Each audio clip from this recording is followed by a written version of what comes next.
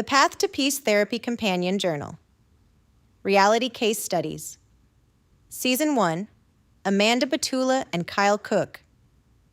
Episode 2, Part A, Companion. Why didn't she just leave? Going deeper into attachment, emotional safety, and your nervous system. Welcome back to the Path to Peace Therapy Companion Journal, and thank you for continuing this journey with me. If you're here, it tells me something important. It tells me that you aren't simply interested in learning psychology, you want to understand yourself. That has always been my hope for these companion journals. The public podcast introduces the psychological concepts. Here, we slow down, we reflect, we become curious.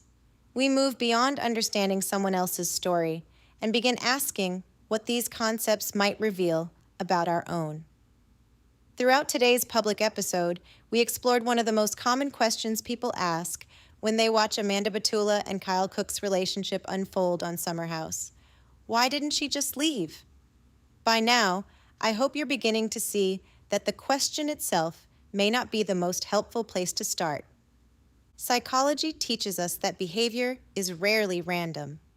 Human beings don't simply wake up one morning and decide to remain in painful situations. Our decisions are influenced by attachment, emotional learning, hope, family history, nervous system responses, and thousands of lived experiences that quietly shape the way we experience relationships. None of those influences excuse unhealthy behavior, but they do help explain why change is often much more complicated than it appears from the outside. Today, I'd like to take everything we discussed one step further, not by analyzing Amanda, but by helping you explore your own emotional landscape. Reflection. Question 3. What did your nervous system learn about love? One of the most important ideas in attachment theory is that our earliest relationships quietly teach our nervous system what to expect from future relationships. When you were growing up, what did love feel like? Did love feel consistent, predictable, emotionally safe? Were disagreements handled calmly? Could people apologize and repair conflict? Or did you learn that love sometimes felt unpredictable? Did you find yourself watching other people's moods before deciding how you were going to behave? Did you become the peacemaker, the helper, the caretaker, the invisible child, the achiever? As you think about your answers, remember that this isn't about blaming your parents or caregivers. Every family system develops patterns, often with the very best of intentions. The purpose of this reflection is simply to notice what your nervous system learned about closeness, safety, and connection. Clinical reflection. One of the most beautiful discoveries in modern psychology is that attachment patterns are not life sentences. They are learned, and what is learned can also be relearned. Every emotionally safe relationship you experience today gives your nervous system new evidence that connection can look different than it once did. Healing isn't forgetting your past.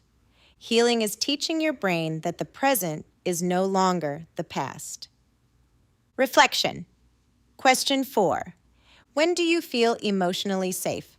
Today we talked about emotional safety. I'd like you to think beyond whether someone loves you. Love and emotional safety are not always the same thing. Think about the people in your life with whom you feel completely relaxed.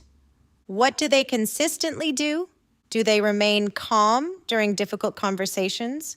Do they become curious instead of defensive? Do they listen before trying to fix? Do they allow you to disagree without making you feel guilty? Do they keep their promises? Do you know what to expect from them? Now ask yourself something even more important. Do you offer those same experiences to the people who love you? Because emotional safety is something we both receive and create. Reflection. Question 5. What does your nervous system do under stress? Throughout today's episode, we discussed how different nervous systems respond differently. Some move closer, some move away. Neither response is automatically right or wrong. This week, I'd like you to simply observe yourself. The next time you feel anxious, disappointed, or emotionally overwhelmed, pause Ask yourself, what is my body asking me to do right now? Does it want to chase, hide, fix, control, withdraw, become busy, distract itself, become angry, become silent? Your first response isn't your identity. It's information. Clinical reflection. The nervous system always believes it is helping. Even coping strategies that no longer serve us originally developed because they solved an emotional problem. Your goal isn't to criticize your nervous system. Your goal is to understand it. Reflection. Question 6. Hope versus patterns. One of today's biggest ideas was that people don't simply become attached to another person. They also become attached to hope. Hope is beautiful. Hope keeps us moving forward after disappointment. Hope allows us to recover after heartbreak. Hope helps us survive, but healthy hope is usually supported by observable patterns. Ask yourself honestly, where in your life have you been relying primarily on hope? Where have you seen consistent evidence of growth? Where have you seen repeated promises without lasting behavioral change? Psychology invites us to pay attention to patterns because patterns often tell us more than intentions. Reflection. Question 7. Invisible emotional labor. One of the concepts that resonated most with many listeners is emotional labor. Emotional labor is the invisible work of constantly monitoring, anticipating, remembering, soothing, preparing, and managing the emotional climate around us. Ask yourself, how much mental energy do you spend thinking about other people's emotions? How often do you rehearse conversations before having them? How often do you monitor someone else's mood before deciding whether it's safe to speak? How often do you become responsible for everyone's emotional comfort while quietly neglecting your own? Imagine carrying an invisible backpack filled with everyone else's feelings. How heavy has that backpack become? Reflection. Question 8. Survival mode. Today's episode challenged the idea that Amanda's struggles were simply laziness. Now I'd like you to think about your own life. Have there been seasons when chronic stress made ordinary tasks feel overwhelming? Laundry, emails, returning phone calls, cooking, cleaning, making appointments, paying bills, exercise, sleep. Did you judge yourself during those seasons? Or did you recognize that your nervous system may have been operating in survival mode? Sometimes the kindest thing we can do is stop asking, "What's wrong with me?" and begin asking, "What has my nervous system been carrying?" Reflection.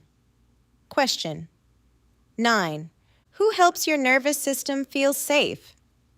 Think about the people in your life. Who leaves you feeling calmer after spending time together? Who leaves you feeling more anxious? Who brings out your healthiest self? Who brings out your survival strategies? Relationships influence our nervous systems every single day. Notice which environments help you become the person you most want to be. Reflection. Question 9. One small change. If there is one idea I hope you carry with you this week, it's this. Healing doesn't usually happen through one dramatic decision. It happens through hundreds of small moments where we teach our nervous system that today can be different from yesterday. So here's your final question. What is one small thing you can do this week to create more emotional safety for yourself or for someone you love? Just one intentional step, because lasting change is built one small decision at a time. Bowen Family Systems. Exercise. Draw your family system. Notice where anxiety flows. Notice who pursues. Notice who withdraws. Notice who rescues. Notice who overfunctions. Notice who carries the emotional responsibility. Without trying to fix anyone, simply ask, what role have I been playing? Then ask an even more powerful question, is that the role I want to continue playing? This week, I'd like you to practice something simple. Every day, pause for 60 seconds. Place one hand on your chest. Take one slow breath. Ask yourself, what does my nervous system need from me today? Not from your spouse, not from your children, not from your parents, from you. Sometimes the greatest act of emotional maturity is learning to become the secure base your own nervous system has been searching for. Next week, in Episode 2, Part B, we'll turn our attention to the other side of the relationship. We'll explore shame, defensiveness, emotional regulation, boundaries, overfunctioning, and underfunctioning, and why two people can genuinely love one another while unknowingly reinforcing the very patterns they desperately want to escape. Until then, remember, you cannot change what you do not understand. But once you begin to understand the system, you stop blaming people and start changing patterns. And when patterns change, families change. Stephanie Buckley, an AMFT, ADHD, and OCD specialist, family systems coach, host of the Path to Peace Therapy podcast.